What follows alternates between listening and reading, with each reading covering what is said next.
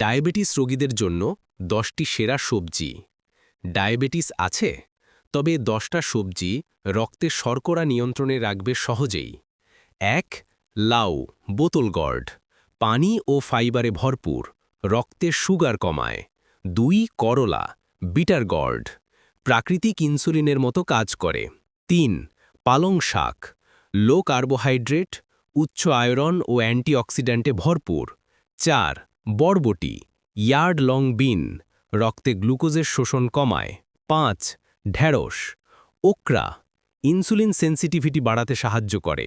6. বাঁধাকপি, cabbage, calorie কম কিন্তু fibre বেশি। 7. মূলা, র্যাডিশ, রক্তে শর্করার লেভেল স্থিতিশীল রাখে। 8.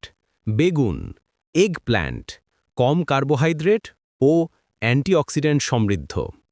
9. শিম, বিনস, ধীরে গ্লুকোজ রিলিজ করে, তাই হঠাৎ সুগার বেড়ে যায় না। 10. টমেটো, প্রাকৃতিকভাবে ইনসুলিন নিয়ন্ত্রণে সহায়ক। প্রতিদিনের খাবারে এই সবজিগুলো রাখলে রক্তে শর্করা থাকবে নিয়ন্ত্রণে।